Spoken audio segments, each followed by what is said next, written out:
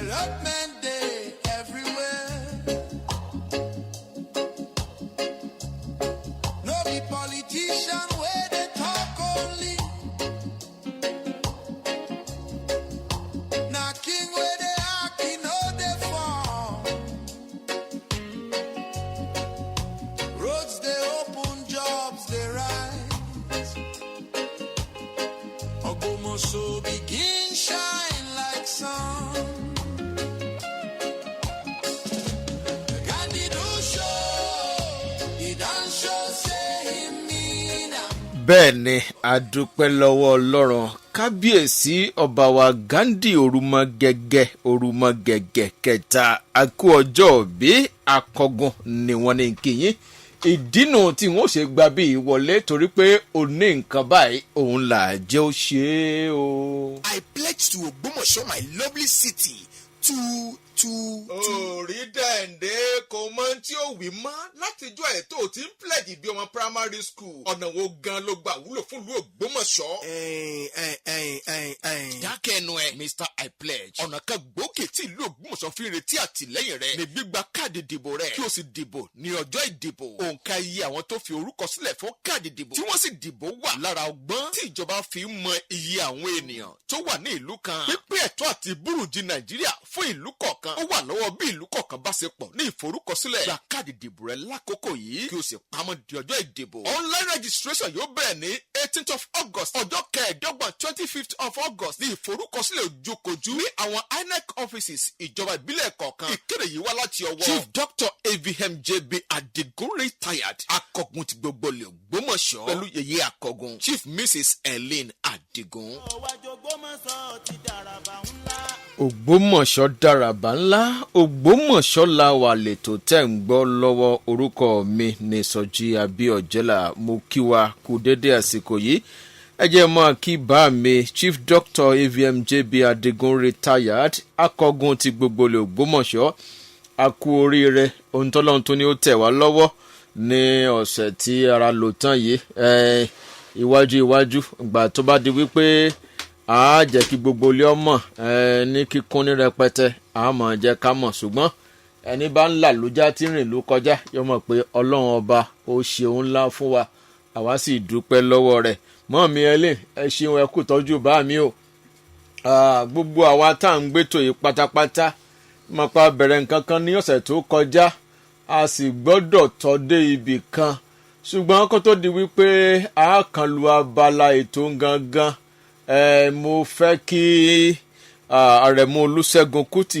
ASK alátìkó fétò inú àdúpẹ́ alágbẹ̀dẹ nísàlẹ̀ ọ̀rá àmọ́ tẹ̀síwájú o mo kí gbogbo àwa ọmọ ODDA pátápátá mo kí àwa Àyọ̀ká Foundation team a kú iṣẹ́ lórúkọ Ọlọ́run òkè báyìí òun ni a mọ̀ lọ o ànírẹ̀yìn àwọn ọlọ́jọ́ òbí wa lónìí wọ́n mọ̀ pọ̀ díẹ̀ o ṣùgbọ́n wọ́n yára láti kí wọn wọ́n tó bíi mẹ́fà méjì ni wọ́n tí wọ́n rìn papọ̀ lọ́jọ́ kọ̀ọ̀kan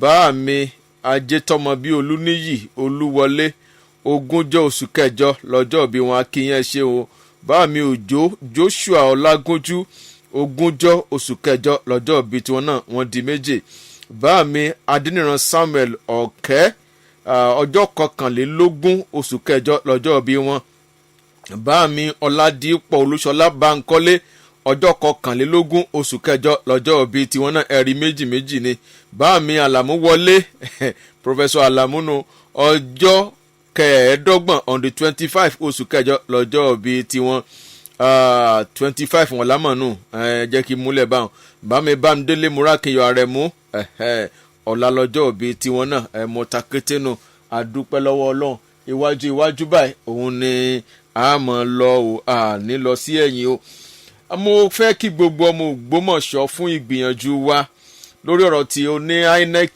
dé yìí ọ̀rọ̀ tí voter kágbá káàdì ìdìbò wa mo dúpẹ́ àwa kan lọ sí INEC office lílọ ó di ọ̀la tí orí íńtánẹ́ẹ̀tì òun la ní ká máa ṣe ná tí àwa kan sì ti ń ṣe tí a sì ń gbìyànjú láti máa ṣe nípa àṣẹ Ọlọ́run lọ́jọ́ tòní ẹ jẹ́ kí sáré mú kéde yìí wá ó ṣe pàtàkì lọ́pọ̀lọpọ̀ ọjọ́ kẹsàn-án oṣù kẹsàn-án 99 ọjọ́ kẹsàn-án oṣù kẹsàn-án bẹ́ẹ̀ ni ẹ dákun mò ń retí gbogbo àwọn ọmọ Ògbómọ̀ṣọ́ ní LAUTECH teaching hospital kọ́ o LAUTECH gangan ní the Great Hall ní LAUTECH ọjọ́ kẹsàn-án oṣù kẹsàn-án aago 10 òwúrọ̀ òun la bẹ̀rẹ̀ ètò kí la fẹ́ ṣe Ògbómọ̀ṣọ́ Education Summit bá mi ọba Gandhi Ọláoyè àwọn ni ó gbà wá lálejò pẹ̀lú engineer Ṣèyí Mákindé a fẹ́ ṣe àpérò kí ni ipa tí àwùjọ wa ó kó lórí ètò ẹ̀kọ́ ilẹ̀ Ògbómọ̀ṣọ́ ẹni tó jẹ́ alága fún ìgbìmọ̀ ètò ẹ̀kọ́ bá mi gangan Professor Ṣẹ́gun Ajíbóyè àwọn ni ó mọ̀ kí wa káàbọ̀ tí ó mọ̀ sí wa pẹ̀lẹ́ pẹ̀lú àwọn èèyàn wọn Dr. Ṣẹ́gun Ògúnwọ̀bí Reverend Níyì Adébáyọ̀ àti Comrade Táíwò Adéwọlé tí wọ́n mọ̀ sí wa káàbọ̀ ọjọ́ kẹsàn-án ṣẹ́ ń gbọ́ mi ọjọ́ kẹsàn-án oṣù kẹsàn-án aago 10 àárọ̀ ní LAUTECH gbogbo ẹ̀yin tí ẹ nílé ìwé à ń retí yín ẹ dákun ẹ darapọ̀ mọ́ wa níbẹ̀ gbogbo àwa tí a jẹ́ akẹ́kọ̀ọ́ àwa ọ̀gá ilé ìwé káàkiri à ń retí yín kí ẹ darapọ̀ mọ́ wa nínú ètò yìí kí ni a ṣe gẹ́gẹ́ bí àpapọ̀ ọmọ ìlú láti gbé ìlú Ògbómọ̀ṣọ́ gòkè àwọn èèyàn wa kan ń bẹ l'Àbújá ẹ̀jẹ̀ ń kí kékeré ọ̀dà àjọwọ̀nlé agbára ni àyànpẹ́jọ́ pé yẹmí àjọwọ̀nlé agbára ni àwọn èèyàn wa kan ń bẹ l'Àbújá tí wọ́n rí di bí nǹkan ṣe ń lọ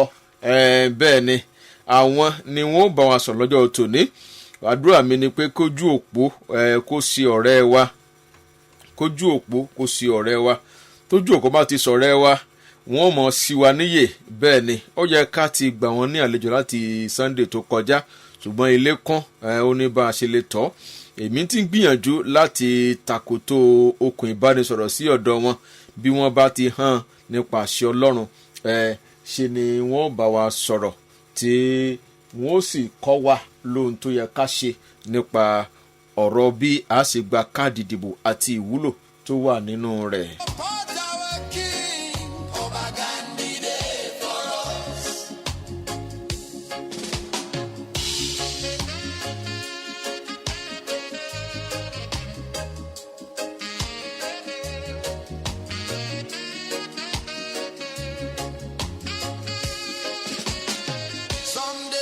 Because say truth they pay, but our king know they play their game. He they expose who know they want. Now why them they form only with shame?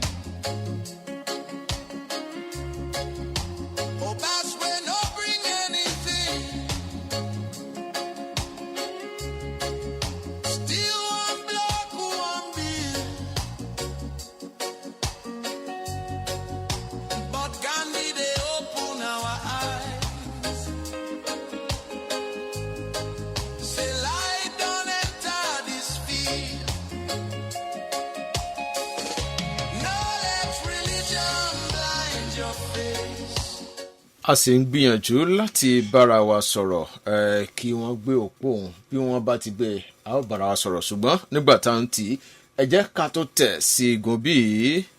gbogbo bíbí ilẹ̀ Ògbómọ̀ṣọ́ pátápátá o. àjọ tó ń ṣètò ìforúkọsílẹ̀ àwọn olùdìbò tá a mọ̀ sí àjọ INEC ń fàkókò yìí rọ gbogbo àwọn ọmọ bíbí ilẹ̀ Ògbómọ̀ṣọ́ láti ìjọba àbílẹ̀ kọ̀ọ̀kan bẹ̀rẹ̀ láti ìjọba àbílẹ̀ gúúsù àríwá oríire ògolúwa local government títí tó fi dé Sùúrùlérè local government láti tún jáde wá forúkọsílẹ̀ eléyìí tó gbé ìnàyà lọ́jọ́ 18 àtọjọ́ 25 oṣù kẹjọ. ètò yìí àkọ́kọ́ gbéra sọ pẹ̀lú lọ sórí ìtàkùn ayélujára www.cvrinec.org tó bá dọjọ́ 25 ẹ wá lọ sí gbogbo olú iléeṣẹ́ àjọ elétò òdìbò tó wà nítòsí yín níjọba àbílẹ̀ márààrún tí bẹ́ẹ̀ lu Ògbómọ̀ṣọ́ níbi tẹ́ ti máa ṣàlàyé orúkọ yín àdúgbò tẹ́ ti wá àtijọba àbílẹ̀ tẹ́ ti wá pẹ̀lú tòsíta alákọ̀ọ́kọ́ orí ìtàkùn ayélujára. ẹ wá máa gbọ́ o. àwọn ẹni àyànfààní yìí sísílẹ̀ fún làwọn ọmọ bíbí orílẹ̀-èdè Nàìjíríà bẹ̀rẹ̀ látọmọ ọdún 18 lọ sókè. ẹ̀yin tẹ́ ẹ ti sọ káàdì ìdìbò yín nù ẹ má ṣàfihàn ó yẹ máa bọ̀. ẹni nọ́mbà orí káàdì rẹ ti parẹ́. bẹ́ẹ̀ ni ẹni tó ṣe ìpàrọ̀ bùgbé láti ìletò kan sí ìletò mìíràn gbogbo àwọn wọ̀nyí là ń retí láti wá forúkọ sílẹ̀ o. ẹ má gbàgbé pé káàdì ìdìbò wa lágbára wa láti yẹni tọkàn wa ń fẹ́ fẹ́tò ìdìbò tó ń bọ̀ lọ́dà. ẹ má sì gbàgbé pé ẹ̀ka pẹ́rẹ́ láǹfààní àti lè fowókọ́lẹ̀ o. gbogbo ọmọ bíbí ilẹ̀ Ògbómọ̀ṣọ́ láti ìjọba àbílẹ̀ márààrún la rọ̀ láti jáwé kí á wá forúkọ sílẹ̀. olùkéde ẹgbẹ́ onídàgbàsókè ọmọ bíbí ilẹ̀ Ògbómọ̀ṣọ́. káàdì ìdìbò rẹ Attention! Ogbomoso Great Indigenes and Great People of Nigeria, the Independent National Electoral Commission, INEC, is imploring the inhabitants of Ogbomoso land across the 5 local governments. Ogbomoso South Local Government, Ogbomoso North, Ogoluwa Local Government, Surulere and Orire Local Government to visit our website on the 18th of August for the registration as an eligible voters at www.cvr.inec.ng.org. And on the 25th of August, you are highly expected to come along with a generator slip on our website to INEC official office at your respected local government from 9 a.m. prompt to 3 p.m. at no cost. Who are the eligible ones? Those who have not registered before, those who are seeking transfer, those with debased PVC, those whose PVC have lost. These are the set of people that have the right during the exercise. Eligible ones must be a member of this country and above 18 years of age. All Ogbomoso indigenes are expected to maximize this opportunity to unlock a good governance and be able to be a good citizen by supporting the INEC so that we can have an incredible election through incredible registration. Do not register more than once. This information is brought to you by Ogbomoso Descendant Development Association, ODDA.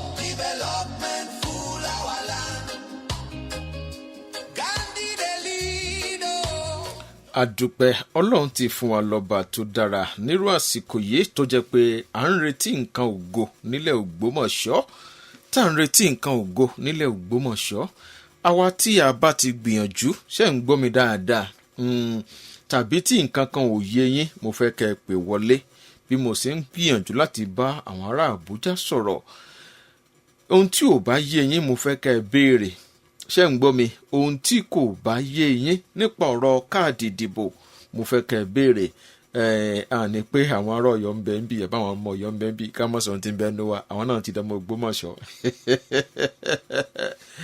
ètò ìkànnìyàn ǹjẹ́ wọ́n ti ṣe kàn wọ́n ti ṣe tipẹ́ ṣùgbọ́n ìjọba ń fi ọgbọ́n káàdì ìdìbò ka àwọn èèyàn sáà ní tarawa jẹ wọ́n ń fi ọgbọ́n yẹn ka iye àwọn tó wà ń lò ni wọ́n sì fi pín ẹ̀tọ́ ọ̀rọ̀ capital ló wà níwájú wa yìí bàbá ṣe pọ̀ símọ̀ ni wọ́n mọ̀ sí pín kínní ọ̀hún tọ̀ ẹ̀yin ará ọ̀rọ̀ tẹ̀wà lẹ́yìn odi ẹ̀ wálé o 08061998459 08061998459 mo fẹ́ kẹ́ ẹ pè sí ǹjẹ́ yẹn ti gbìyànjú àti ṣe lórí ayélujára ẹ bóyá nídojúkọ kan tàbí bóyá tiẹ̀ wá rí i ṣe mo fẹ́ kẹ́ ẹ pín pẹ̀lú wa lórí 08061998459 ẹ ṣe ẹni ọlọ́run o olódùmarè à ń béèrè kápítà nìkan fúláṣì mi ẹ mọ́ fúláṣì mi 08061998459 hello ẹ káalẹ́ sà o ẹ ṣe dáadé orúkọ yín sà. Oyèlárùn Sanjọ́ ló ń sọ̀rọ̀ látòkè àṣìṣà. ṣé ẹ̀yin ti ṣe lórí íńtánẹ́ẹ̀tì? Bẹ́ẹ̀ni sà. ṣé ẹ̀dẹ̀ ti print slip yẹn jáde? Bẹ́ẹ̀ni. ok slip yẹn ń bẹ lọ́wọ́ yín. Ó wà lọ́wọ́ mi bẹ́ẹ̀ni. tó bá ti di ọ̀la kí ló yẹ kẹ́ ẹ ṣe bẹ́ẹ̀ sà? A lọ fẹ́ nẹ́kọ̀ láti lọ ṣe ètò tó kú lórí ẹ̀. ok ṣé south rẹ àbí north àbí oríire Ògolúwa èwo ń bẹ? Ògbómọ̀ṣọ́ láti ní. Ògbómọ̀ṣọ́ north ni ẹ dákun ẹ gbìyànjú kẹ́ ẹ lọ síbẹ̀ ẹ ṣeun inú mi dùn pé a lè rí yín ẹ ṣeun gan orúkọ yín lẹ́ẹ̀kan sí i. Oyèlárùn Olúwasanjọ́ látòkè àṣìṣà fún Ògbómọ̀ṣọ́. ẹ ṣe dáadé thank you òkè àánú hello òkè àdó ẹ kalẹ̀ orúkọ tiyín o. Doyin ní sọ̀rọ̀ látàrí ìdákàtà ìwọ́n. ara yẹn dára sí. Èmi fẹ́ béèrè kan. ok. Àwọn tá a ní tí wọ́n lọ ṣe. Wọ́n ti rí pé àwọn ò tíì sí lórí íńtánẹ́ẹ̀tì. wọ́n láwọn. Wọ́n ti pé íńtánẹ́ẹ̀tì yẹn sọ́sẹ̀ kan péré dàbí títí tí ó fi di next year náà láàmú sí lórí íńtánẹ́ẹ̀tì. tí ó fi di next year ni o títí ó fi di next year ni o títí ó fi di next year ni o kì í ṣe mo ti ń rí àǹfààní yìí. hello. ẹ ká lẹ́sà o. ẹ ṣeun sà orúkọ yín o. orúkọ mi ni ọmọọba Akínlóye Oyèníyì Oyeniyi agboolé ibo sà. agboolé ilé ìsàlẹ̀. Ilé Sàdẹ ní Ògbómọ̀ṣọ́ ẹ ṣeun sà. Nípòrí ọ̀fẹ́ Ọlọ́run ẹ jẹ́ ọmọ Ògbómọ̀ṣọ́ àwọn ipò wo lẹ dìmú tó jẹ mọ́ ọ̀rọ̀ tá à ń sọ ẹ gan nínú ìjọba Nàìjíríà. Ní tẹ́lẹ̀ kó tó di pé mo dé ipò tí mo wà yìí mo jẹ́ olùdarí gbogbo àwọn ẹgbẹ́ Nàìjíríà àwọn yẹn political parties ní àjọ gbogbo àwọn ẹgbẹ́ òṣèlú tá à ń pè ní Inter-Party Advisory Council national headquarters ní Abuja.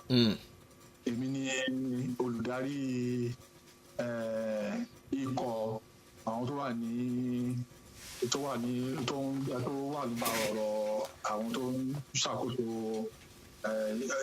ètò ìgbanilẹ́kọ̀ọ́ nípa ìforúkọsílẹ̀ fún ìdìbò. Ẹ ṣeun. Àti ọ̀rọ̀ ìbáṣepọ̀ ẹlẹ́gbẹ́jẹgbẹ́ òṣèlú àti ti ọ̀rọ̀ ní ìforúkọsílẹ̀ ìdìbò méjèèjì ni Ọlọ́run ti ní kẹ́ léwájú ń bẹ̀ àbí? Ọlọ́run ṣeun. Àwọn ọmọ Ògbómọ̀ṣọ́ Ọlọ́run ò já rẹ̀yìn tiwa tọpẹ́ ó jọpẹ́ lọ àdúpẹ́. Ká mọ̀ kí ààrẹ wa Aṣíwájú Ahmed Tinubu tí wọ́n lóore kàn wá l'Ògbómọ̀ṣọ́. Àbáwá mo fẹ́ béèrè káàdì ìdìbò kí là ń pè bẹ́ẹ̀ gan ẹ̀jẹ̀ á sọ̀rọ̀ bí ẹni tí ò mòye. Káàdì ìdìbò jẹ́ ó dàbí kẹta bá fẹ́ ṣe ní àpẹẹrẹ bíi káàdì tí à ń fi bíi sim card tí à ń fi sínú fóònù àti à ń fi ń pè. Ẹni pé ẹ̀rọ àtẹ̀jíṣẹ́ tó wà lọ́wọ́ wa ẹ̀rọ ìbánisọ̀rọ̀ tó wà lọ́wọ́ ẹni pé ẹ̀rọ ìbánisọ̀rọ̀ tó wà lọ́wọ́ wa tí ò bá sí kíní káàdì pélébé kékeré báyìí. Sim card. Àmàlọ́ rẹ́gísítà ní ọ̀dọ̀ sim card tí ò bá sí bẹ́ẹ̀ ẹni pé òfò ẹ̀rọ ìbánisọ̀rọ̀ ni èèyàn gbé lọ́wọ́. So gẹ́gẹ́ bí ọ̀rọ̀ káàdì ètò ìdìbò ṣe jẹ́ nìyẹn. Ṣé pé mò ń gbọ́ yín sà? Mò ń gbọ́ yín. Ìyàtọ̀ tó wà ń bẹ̀ ni pé ìyàtọ̀ yẹn náà ò pọ̀ lọ púpọ̀ because ó ní iye ọjọ́ orí ẹni tí èèyàn á dé tí èèyàn á fi lè lo káàdì ìdìbò ó ní ọjọ́ tí èèyàn á dé náà tí èèyàn á fi lè lo káàdì ti ìbánisọ̀rọ̀ náà bó tilẹ̀ jẹ́ wípé ẹni tí ó ti pé ọjọ́ orí lè rẹ́jísà ó lè ṣe ó lè dìbò ó lè gba káàdì ìbánisọ̀rọ̀ kó gbé fún ọmọdé but káàdì ìdìbò kò ṣeé gbà kò wúlò fún ọmọdé tó pé àgbàlagbà bá tiẹ̀ gbà kò ṣeé mú fún ọmọdé lè because káàdì ìdìbò jẹ́ káàdì kan tó yẹ pé tí èèyàn bá ti pé ọmọ ọdún méjìdínlógún tí èèyàn bá ti pé ọmọ ọdún méjìdínlógún ó ti tó ní ọ̀dọ̀ ìjọba ó ti tójú bọ́ láti sọ pé èèyàn báyìí mo fẹ́ jẹ́ kó jẹ́ aṣojú mi ìbáàjẹ́ ilé ìgbìmọ̀ aṣòfin ti ìjọba ìbílẹ̀ ìyẹn tá à ń pè ní àwọn kánsílọ̀ ìbáàjẹ́ ẹni tó bá jẹ́ alákòóso ilé ìjọba ìbílẹ̀ ìyẹn chairman ìbáàjẹ́ ẹni tó fẹ́ lọ sí ilé ìgbìmọ̀ aṣòfin ti ìpínlẹ̀ ìyẹn ti state assembly ìbáàjẹ́ gómìnà ìbáàjẹ́ senator ìbáàjẹ́ rep ìbáàjẹ́ president ẹni ẹ̀ ti tójú bọ́ ó ti gbọ́njú láti sọ pé èèyàn báyìí ni mo fẹ́ jẹ́ kó ṣe àtúntò tí ò bá sí káàdì ìdìbò yẹn tí ò bá ti forúkọ sílẹ̀ ní àǹfààní láti lè sọ pé èèyàn báyìí mo fẹ́ jẹ́ kó jẹ́ gómìnà mi èèyàn báyìí mo fẹ́ jẹ́ kó jẹ́ ààrẹ mi èèyàn báyìí mo fẹ́ jẹ́ kó jẹ́ councillor àbí chairman local government mi ibi tí ìyàtọ̀ yẹn wà ní. jẹ́ kí n béèrè wípé ẹ̀tọ́ sí ọ̀rọ̀ káàdì ìdìbò pé a fi dìbò ìwúlò wo ló tún wà nínú ọ̀rọ̀ káàdì ìdìbò yìí. a kàn ń pè ní àyẹ̀ṣẹ́ mọ̀ pé nǹkan tí kò bá ti ní orúkọ ní ilẹ̀ ìyàwó èèyàn dúdú à á sọ ní à á fi orúkọ kan sọ ni. àfijọ́. káàdì tá à ń pè ní káàdì ìdìbò yẹn nǹkan gangan kì í ṣe pé ó jẹ́ kì í ṣe káàdì ìdìbò kì í ṣe ìdìbò nìkan ni ó wà fún. káàdì tá a fi yan ni sípò ni tá a máa fi dìbò tá a bá tún fẹ́ yọ ẹni tá a yan sípò yẹn tí ò bá tún ṣe dáadáa tá a bá fẹ́ mú kúrò ń bẹ̀ ìyẹn tó ń pè ní recall tá a bá fẹ́ mú kúrò ń bẹ̀ káàdì yẹn náà lèèyàn á tún lò. bá dìbò fẹ́ nìkan bá dìbò fún Mr. Adégòkè pé ó lọ kó lọ ṣe senator mi àbí kó lọ ṣe rep àbí kó lọ ṣe assembly fún mi nìbàdàn tí ò ṣe dáadáa tó bá ti ṣàṣemáṣe tó yẹ pé ẹni àwa la rán lọ ìjọba ò lè yọ àwa là á yọ fúnra wa. pẹ̀lú káàdì ìdìbò wa. pẹ̀lú káàdì ìdìbò káàdì ìdìbò yẹn náà káàdì ìdìbò tó fi gbé ẹni yẹn wọlé káàdì yẹn náà ni wọ́n á fi yọ ẹni yẹn. káàdì ìdìbò káàdì yọni kò nípò. káàdì ìdìbò àti ìyọ ni bí ó yẹ kó máa jẹ́. lẹ́yìn pé a fi dìbò a fi yàyàn kúrò nípò ìwúlò wo la tún lè rí nínú rẹ̀ pàápàá fún Ògbómọ̀ṣọ́ tá a wà yìí o. ìwúlò tá a tún lè rí níbẹ̀ tá a tún lè rí nínú káàdì yẹn ni pé ọ̀ rẹ́gísítà tí wọ́n fi káàdì yẹn ṣe dánimọ̀ ẹ̀ ni wípé ẹ rí pé ní Ògbómọ̀ṣọ́ ẹ rí pé ilé ìgbìmọ̀ aṣòfin ikọ̀ ilé ìgbìmọ̀ aṣòfin tí ó wà ní ìpínlẹ̀ Ọ̀yọ́ ó jẹ́ 4 tó yẹ yín ó jẹ́ 4 tó ara ìforúkọsílẹ̀ yìí ni wọ́n máa fi ṣe wọ́n á fi wẹ ìwé ìdìbò ìṣèyàn tó ń pè ní voter register ìwé ìyẹn ni wọ́n á fi wẹ mọ́ àwọn tó ti kú wọ́n á yọ wọn kúrò ńbẹ̀ àwọn tuntun tí àwọn ọmọ tó ṣẹ̀ pé àwọn ọmọ tó ṣẹ̀ pé 18 years àwọn á wọlé ó ti yé yín so nọ́mbà yẹn á dẹ̀ ju ti because èèyàn tí èèyàn 20 bá tí èèyàn 400 bá register bí èèyàn 300 bá register èèyàn 300 ò lè kú. ikú ò yá bí bíbí. bẹ́ẹ̀ ni. pé àwátàwà láyé a máa ń dún kéèyàn má kú ni. bẹ́ẹ̀ ni. because but a kì í dún kí ẹni tó fẹ́ bímọ kó má bímọ. bẹ́ẹ̀ ni. kódà ẹni tí ò dìbì gan a máa ṣáájò sí kó bí ni. kó bí bẹ́ẹ̀ ni. bọ́ a kì í ṣáájò kéèyàn àyè ló lè péjọ kán ṣáájò kéèyàn òkú. so ìdí tí ìbí fi ju kíkú lọ nìyẹn. so rẹ́sítà bá ṣe ń gbòòrò sí bí rẹ́sítà bá ṣe ń gbòòrò sí ní ìlú náà máa ní èso ẹkùn ìṣàkóso ìlú ni a máa gbòòrò sí. bí mo gbọ́ ìsà ní sàtàwà yìí àwọn ẹgbẹ́ odidi àwọn ọgbẹ́ ìdàgbàsókè àwọn ẹgbẹ́ Ògbómọ̀ṣọ́ ní ètò Ògbómọ̀ṣọ́ wọ́n ti ń ṣe ìgbésẹ̀ lórí káàdì ìdìbò yẹn. bẹ́ẹ̀ni. lára wa kan náà tájọ́ Ògbómọ̀ṣọ́ irú èmi báyìí nísìn tẹ́bá rí ẹkùn ìdìbò ti Ògolúwa àti Sùúrùlérè àti àwọn nípa àti ṣe ẹkùn àti àwọn tó ń ṣe aṣojú wa ní ilé ìjọba ìbílẹ̀ ní Ìbàdàn ìpínlẹ̀ Ìbàdàn padà ẹ rí i pé wọ́n so wá papọ̀ ni. bẹ́ẹ̀ni. wọ́n so wá papọ̀ sí Oríire wà lọ́tọ̀ Ògbómọ̀ṣọ́ South wà lọ́tọ̀ Ògbómọ̀ṣọ́ North wà lọ́tọ̀ ó ti yé yín. bẹ́ẹ̀ni. Oríire àti Sùúrùlérè lọ fi ṣe ìkọ̀kan lọ sí Ìbàdàn. ẹ ló sà. so àdèjì sílẹ̀ yes sir. a ní ìṣẹ́jú méjì sí i láàrin ìṣẹ́jú méjì òun tí wọ́n bá pín búrùjí ṣé wọ́n ń wòye òǹkà àwọn tán fowó kọ́lẹ̀ fún ìdìbò láti pín búrùjí. wọ́n wò ó láti pín allocation local government àti allocation state because wọ́n wo map bí ibẹ̀ yẹn ṣe tóbi tó wọ́n wo map local government yẹn then bó bá ṣe tóbi tó wọ́n wo population tó wà ń bẹ̀.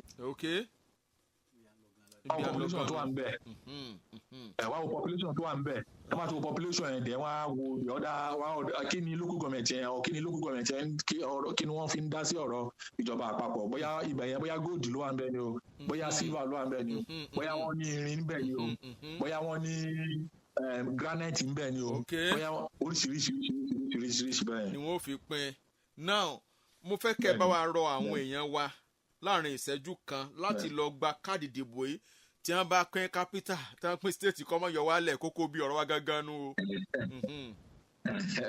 bẹ́ẹ̀ ni ìtọ́kẹ́ mi nu.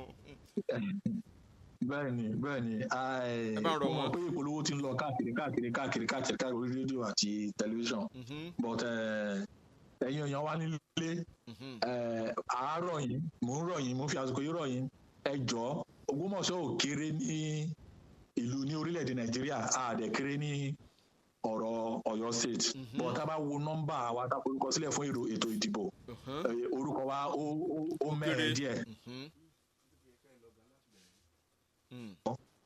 bí Ògbómọ̀ṣọ́ ti tó ń ta Ògbómọ̀ṣọ́ kéré nílé ní ọ̀rọ̀ ìforúkọsílẹ̀ fún ìdìbò so àárọ̀ èmi báyìí sin báyìí mi ò rẹ́jísítà lÓgbómọ̀ṣọ́ mo transfer s'Ògbómọ̀ṣọ́ ni mo transfer wálé ni ẹni tó bá rẹ́jísítà níta náà lè gbé tí ó lè transfer tiẹ̀ wálé. ṣé ẹ ti gbọ́ ẹ̀jẹ̀ wà lẹ́yìn odi mo transfer fún Ògbómọ̀ṣọ́ mo transfer sí ward 3 ní Arúmọlé ni mo transfer wá síbẹ̀ nínú Methodist school yẹn bẹ̀ mo transfer káàdì méjì ẹ ṣeun látàbújá mo transfer sílé ni so àwọn táwa lẹ́yìn òdì náà tá a bá fẹ́ ẹ jẹ́ ká transfer ẹ jẹ́ ká máa lọ ilé tó bá dìgbà dìbò ẹ jẹ́ ká bá àwọn èèyàn wa sọ̀rọ̀ àwa yàtọ̀ sí àwọn tá à ń bá sọ̀rọ̀ àwọn tá a léèyàn tá a tún léèyàn tá a lé àwọn èèyàn wa sílé náà ẹ jẹ́ ká pè wọ́n ká máa bá wọn sọ̀rọ̀ èmi báyìí sì mo ti mobilize àwọn èèyàn mo máa yàn wọn sọ̀rọ̀ káwọn náà tó yára gbà kan lọ orúkọ sílẹ̀. ẹ ṣe mo dúpẹ́ o màá tó kàn sí yín lẹ́yìn ètò bí àbátún ṣe rìn tẹ́ fi bá wa sọ̀rọ̀ sí torí pé ọdún kan náà ni wọ́n fi ilẹ̀ fún wa Ògbómọ̀ṣọ́ apọ̀jù báyìí lọ ẹ ṣe mo dúpẹ́ gan ni orúkọ yín lẹ́ẹ̀kan sí orúkọ yín. orúkọ mi ni ọmọọba Akínlóye Oyèní láti ilé Ìsàdẹ. ẹ ṣeun l'Ógbómọ̀ṣọ́ ajílẹ̀ ti pẹ́ẹ́dógún ẹ ṣeun ó dìgbà kan náà mo dúpẹ́ o mo mọ̀ lóore o ẹ̀yin tẹ́ wà nílé tẹ́ ẹ ti ń pè ṣé ẹ bínú wọn ò ní lè gbé ìpè wọn ọjọ́ mẹ́jọ n ó gbé ìpè dáadáa n ó gba ìpè n ó sì gbé ìpè dáadáa lórí ọ̀rọ̀ yìí oṣù kan láàfin fà á tí gbogbo wa tá a fi lọ láti lọ ṣe ìforúkọsílẹ̀ láàmú lọ́gùn ẹ̀ níbí kékeré ọ̀dẹ mo kí ọ àyìn gbàjọ pé mo kí ọ ẹ ṣeun o ẹ dákun lọ́la ẹ lọ sí INEC office ẹ lórí íńtánẹ́ẹ̀tì ẹ lọ INEC office yóò dáa fún ilé Ògbómọ̀ṣọ́ akọgun mo kí yín o ẹ ṣeun o Àyọ̀ká foundation mọ̀ tẹ̀síwájú o ó dìde òsì nírẹ̀yìn ó dìgbà kan náà sun job creation iwájú láàmú lọ o Sọjí Abíọ́jẹ́là lórúkọ tèmi 07032880939 àlàáfíà fúnlé Ògbómọ̀ṣọ́. àtúntò àrẹ́rẹ́ gbogbo bíbí ilẹ̀ Ògbómọ̀ṣọ́ pátápátá o. àjọ tó ń ṣètò ìforúkọsílẹ̀ àwọn olùdìbò tá a mọ̀ sí àjọ INEC ń fàkókò yìí rọ gbogbo àwọn ọmọ bíbí ilẹ̀ Ògbómọ̀ṣọ́ láti ìjọba àbílẹ̀ kọ̀ọ̀kan.